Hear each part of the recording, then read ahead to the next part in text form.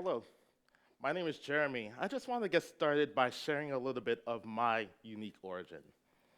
So, I was born in Trinidad and Tobago many years ago, and when I was born, my parents told me that the doctor said one thing. He said, "Wow." When I was born, the doctor said, "Wow," not because of my dashing good looks or because of big muscles on a baby or anything like that. The doctor said, "Wow," because I was a 10-pound baby with a 9-pound head. Now I can see some of the looks around the room, and some of you don't quite believe me. So luckily, I came here with proof. I looked through a lot of our family photo albums, and I found a picture that accurately shows to you that I'm not lying to you. So I brought this picture of me, which is actually from our family photo albums. This is the actual size of my head with the actual size of my body. And if you could just imagine, someone with this size head and that size body felt a little bit peculiar or different. As if that wasn't bad enough, my parents thought it would be very interesting to name me Jeremy spelled with a G, not with a J. Now, those two things made life very interesting for me. First of all, my large head would throw the balance off my body very easily. So I would be running around the yard of my family house, and my head would catapult my body forward and make me fall very often. The piece of advice that my parents had for me was, "Jeremy, don't run. You know what will happen." Well, there were times that I didn't follow their advice, and I ran. And I remember one particular time when I ran and my head threw my balance off. I fell head first, teeth fell directly onto the ground, and I knocked out my two front teeth. So now you see three very interesting, unique things about me. First of all, my large head. Second of all, my lack of front teeth. Now let's get into the third thing. My name was spelled with a G, and my parents did it because they thought that that would make me very unique or interesting. But my classmates thought that that wasn't quite interesting or unique. So they took this opportunity to rename me. Instead of Jeremy, they gave me their own nicknames. They weren't quite as fun. They would be Germ. "Look at him, he's a germ." Or Jeremy, "He's Jeremy, get away from him." Or Grimy. Or the one that I like the least, Big Head. Kids, so cruel. So that was Jeremy. Had these three things that were very different about him. This is a picture of young Jeremy, and you see me in my large head, my missing front teeth, and my name was still spelled Jeremy with a G. These things were very tough on me. I don't know if you had any kind of insecurities at a young age, but it's very difficult when you're a young guy with insecurities because when I was young, I would hide in the shadows just so that no one would notice the size of my head. Also, I would wear a hat when I go to school. Wearing a hat would ensure that no one will see the size of my head. Little did I know, wearing a hat actually brought more attention to my head than took away attention from my head. And then also, whenever I had to write my name down, I would write it with the G looking like a J because I was very insecure about that. Very tough. And I spent a lot of my childhood hiding who I truly was. Spent a lot of my childhood hiding the fact that my name was spelled with a G, hiding the fact that I had this abnormally large head, and hiding the fact that I had these two missing front teeth.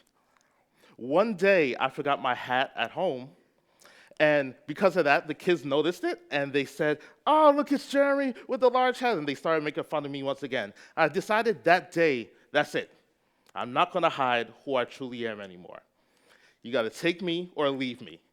If you don't like the size of my head, you can leave me alone. I realized that day, something new unlocked for me. That day, I felt more energy than ever before. I also felt this whole new sense of freedom, and somehow I felt happy. I felt happy because I wasn't hiding who I truly, genuinely was, but I was embracing it. And this unlocked a whole new world for me. What happened was the things that made me original was the fact that I was a little boy with a large head, a weird name, and missing front teeth. But those are also the key to making me unique or peculiar. I noticed that by not trying to hide these things, but by embracing it, that there's a whole new side of me that people didn't necessarily see. I realized that I was a quick learner. I realized that I had a very vivid imagination. I realized I had musical abilities I'd never noticed before, and I also realized that I was creative. So all these things together actually painted a whole new side of me that I could embrace, that could actually make a difference in my environment.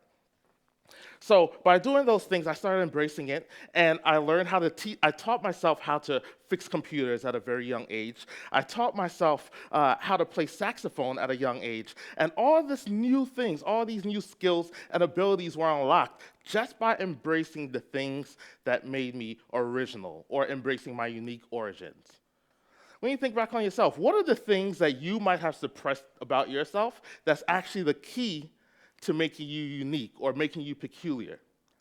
When I realized that just by not suppressing these things or by hiding these things, that I can unlock a whole new side of me, and I can actually make a difference in my community, I realized that I need a reminder to remind myself to always stay peculiar. So what I did is I took the two things that initially I very much disliked about myself, which were the fact that my name was spelled with a G and the fact that I had a large head, and I put it together. And instead of using those things for a weakness, I turned it around and used it for a strength. And I put together a personal logo, which is a combination of these two things.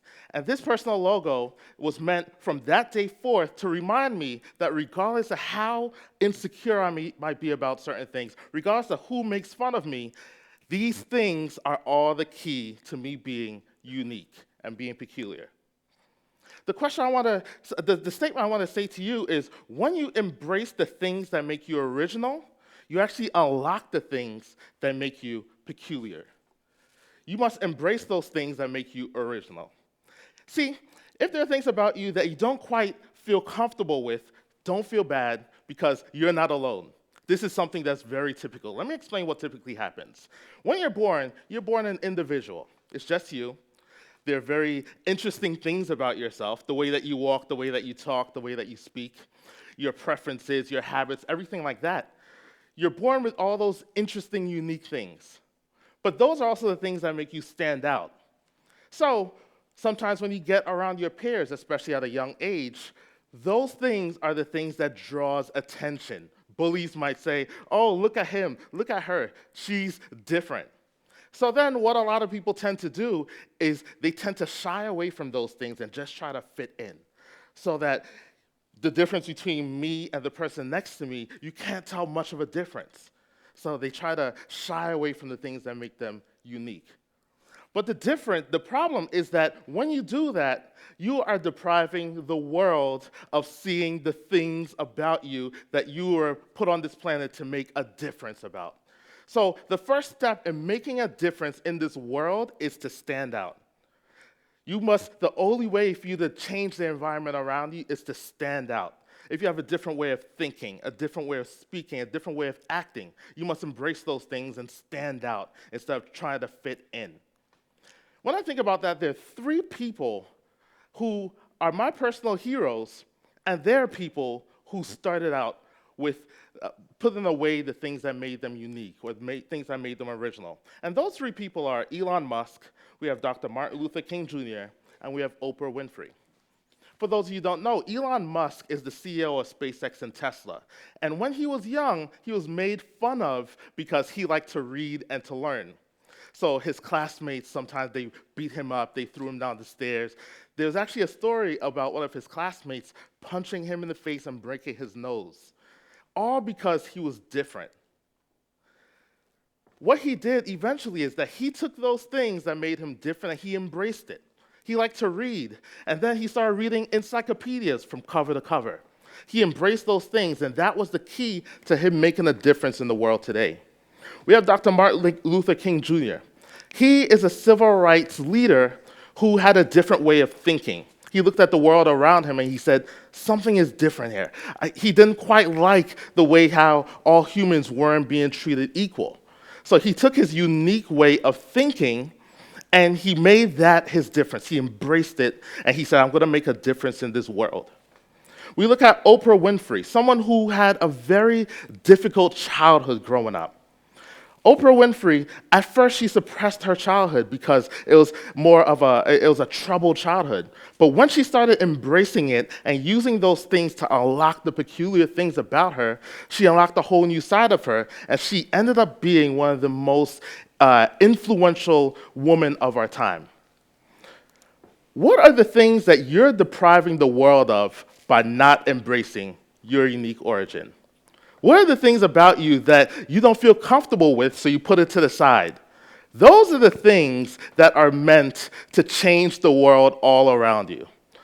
If you think about any major leader, any influential leader of our time, they first had to start by standing out. So the statement I want to leave with you all today is that every great leader must first be peculiar. Are you peculiar? Thank you.